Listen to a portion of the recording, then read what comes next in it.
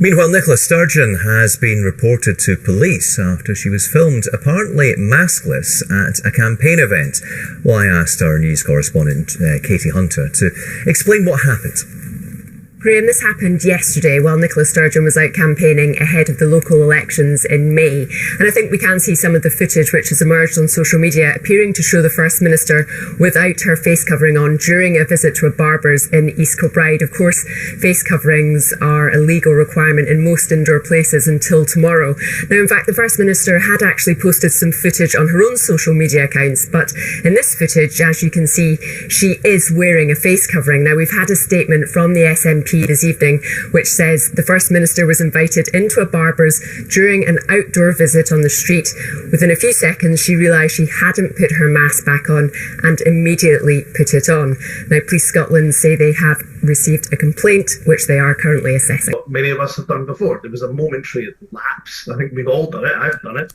I'd be surprised if anybody watching your programme hasn't done it, where you are in a place where you should be wearing a face covering, and you suddenly realise you haven't got one on, and you quickly fiddle around in your pockets and you find one and stick it on, and that's really the end of the matter. The First Minister did the same, and she, will always be the first to put her hands up and say, look, I realise here a mistake was made, but upon realising that mistake was made, she quickly rectified it. So these things happen, but I think anybody trying to make too much political capital out of this is probably trying to deflect away, as the Tories are trying to do, from what Boris Johnson and those in Westminster have done, which is a far more flagrant breach, of course, a deliberate breach of the rules in comparison to anything that the First Minister has done. Despite the fact this photo came out well after the video was initially released of Nicola Thinlips in the barbershop, with the people around there, none of whom are wearing face masks, called into question the excuse that was being peddled. That excuse being that she was outside without her face covering on, and then she waddled on in and without realising that her face covering wasn't on, and within a matter of seconds she rectified that issue. With this photo putting her in a different position in the barbershop, that's calling into question the entire story of her mask purely being off her face for a matter of seconds. That said, when all you really got to go on is a short video and a photo, it was always going to be a hard sell to get the police to really look into this properly.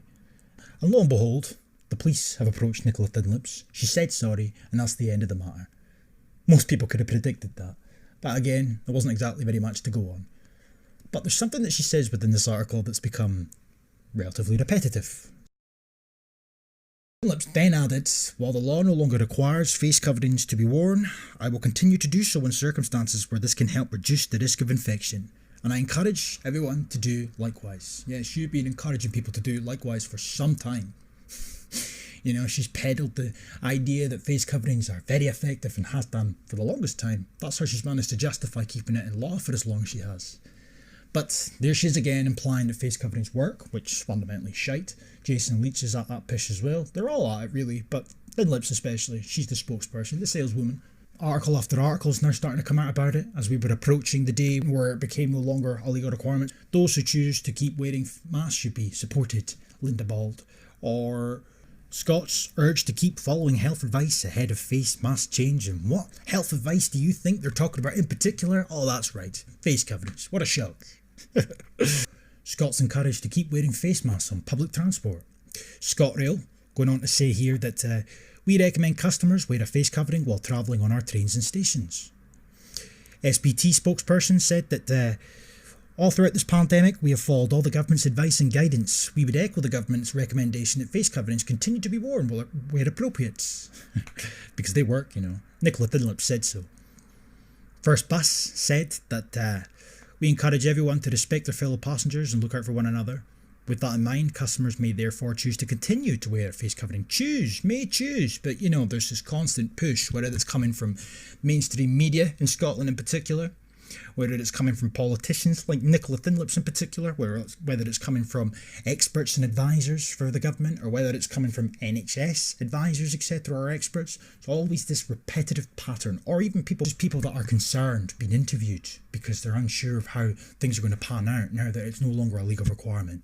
There's always this constant theme peddling the SNP's talking points, the SNP's rhetoric regarding face coverings, their effectiveness, and the continue to wear them despite the fact they are no longer required by law. And their own guidance goes on about it, and there's, as I said, there's this emphasis all the time on their guidance. We need to follow their guidance over and over and over again, going all the way back to their learning to live with COVID shit.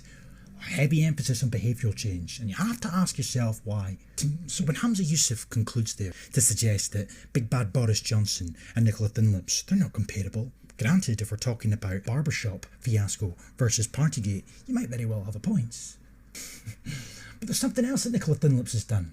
Something that removed all credibility from her. Something that calls into question every single fucking thing that she said after the fact, or even before, regarding face coverings. 29th of March 2022 in Westminster Abbey, when Nicola Thinlips was pictured alongside her bald husband, amongst a plethora of politicians, including Boris Johnson and Ian Blackford and Keir Starmer, none of which are wearing face coverings. Not a face covering can be seen. That you would expect to see in England, given the fact that at that point in time, face coverings were no longer a legal requirement. But the difference is, they might very well have been optional in England, but they weren't in Scotland. Thinlips at this point had become quite prone to pushing the idea that the face coverings were very effective. No. She would spend every single COVID briefing that would occur, spending about a third of her time allocated to preach to the choir about how wonderful and effective face coverings were. Always digging her heels in and going above and beyond to insist that we needed to implement rules, including the period over Christmas, when the facts and the statistics quite clearly indicated that Omicron, as it was labelled as, wasn't exactly anything to be too concerned about. Oh, no, not our dear thin-lipped leader. She had to insist that rules were put in place, emphasising, of course, that the rules worked, and that's always been something that she's done. The face coverings work, the rules work, it all works, just continue to do as I say. Thinlips had kept up appearances. She'd been relatively consistent in terms of trying to push the idea that the face coverings were indeed effective, and she was leading by example, only being caught out once prior to this, start of last year, I recall. But as I said, this took place on the 29th of March, and what she did the day after was truly remarkable. Truly fucking remarkable. This right here should have been the day her credibility died.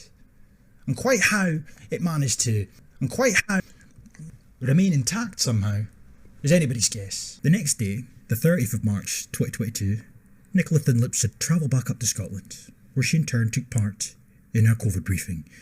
And in this COVID briefing, she did what we had all come to expect, and that was to go on about the effectiveness of face coverings on more than one occasion, before announcing to the Parliament and the nation at large that she was extending the legal requirement to wear face coverings for an additional 2 weeks, insisting that they were yet again effective. Because remember folks, the rules work and the masks work. I feel that concern when she was down in England, but yet felt the need to come up to Scotland to stress the importance of wearing them, to stress their effectiveness, highlight their effectiveness even, and to talk about the fact that we just needed to wear them for an additional 2 weeks. By law, legally required. The brass neck. Just days ago, we lifted all bar one of the remaining COVID legal requirements. However, we did at that point retain in law the requirement to wear face coverings on public transport and in certain indoor settings. I said 2 weeks ago that we would review this requirement before the Easter recess, which we have now done. We have taken account of the very high level of infection and the pressure on the NHS, and also the fact that face coverings do provide an important layer of protection against transmission of the virus from one person to another. This wave also, of course, provides some additional protection to those who are most at risk from the virus. Understand that face coverings, particularly in public places where people don't always have a choice about being, people have to go to shops, and therefore, if we all wear face coverings in shops right now, we help to protect each other for a couple of weeks more while we see this wave of infection peak. In terms of the broad balance of public opinion around face coverings, I have to say I get many more contacts from people worried about the the requirement to wear a face covering no longer being in law than I get from people who are annoyed about having to wear face coverings. I accept that nobody wants to have to do anything like this if it's not necessary, but I think the vast majority of people recognise that wearing a face covering, if it helps provide some protection to others, particularly those who are most clinically vulnerable to this virus, then it's something, particularly after all of the sacrifice and the heartache of the past couple of years, then being asked to do that for a couple more weeks, I think is something the vast majority of people accept, whether or not they like it. So I think these decisions have to be taken carefully, and we will seek to do that as far as we possibly can. Over and over again, she was quick to remind everybody in the chamber, as well as everybody at home, that the face coverings indeed provided a level of protection. And that is why she was extending the use of them via law for an additional 2 weeks. In fact, she'd been able to run the gauntlet as far as this COVID briefing was concerned. As I said, repeating over and over and over again, emphasising the points, face coverings were in fact required for an additional 2 weeks just to see us past the peak because they were, remember folks, effective. Then finally, towards the end of this COVID briefing, the penultimate question from a Tory MSP took place.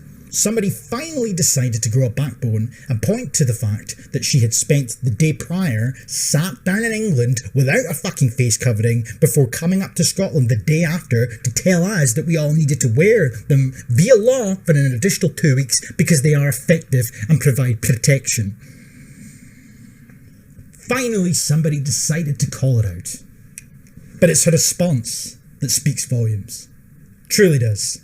To be followed by Rona Mackay. Thank you, Presiding Officer. Given everything the First Minister has just said, why wasn't she wearing a face mask yesterday?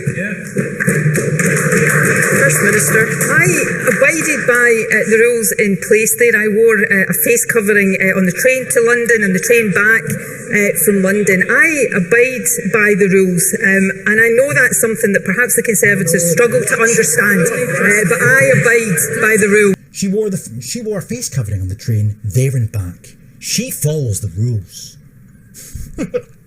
And of course I should say lack thereof when it comes to the rules, because indeed in England it is no longer a legal requirement to wear a face covering. It's entirely up to the individual. Hence why nobody in that area where she was sat, that crowded area, nobody in the vicinity had a face covering on. And because it was not a legal requirement, Thin Lips didn't feel the need to wear one either. But yet she came back up to Scotland the day after to tell us all that we all had to wear them for an additional 2 weeks via law, and because they were extremely effective, she truly fucking believed that, then she would indeed have been wearing a face covering the day prior, irrespective of whether or not there was rules there to be followed or not. Because it should not come down to whether or not there was rules that need to be abided by, because if we are expected to believe that this boot believes the shit that she preaches regarding the effectiveness of face coverings, then she should have had one on. There should have been a tartan Ukrainian face covering that thin lip fucking trap. But was there one? No, there was not. And that speaks volumes. Which leads me to this. This is only from a few days ago. It really does defy belief that that woman has got such a brass neck. But that's the point. She wouldn't have such a brass neck. All I'm saying is, if this boot could go down to England without a care in the world about being in a crowded environment without a face covering, then come back up to Scotland to preach to the choir about how effective face coverings were, kinda makes you wonder, is she being sincere? Of course she's fucking not. Peace.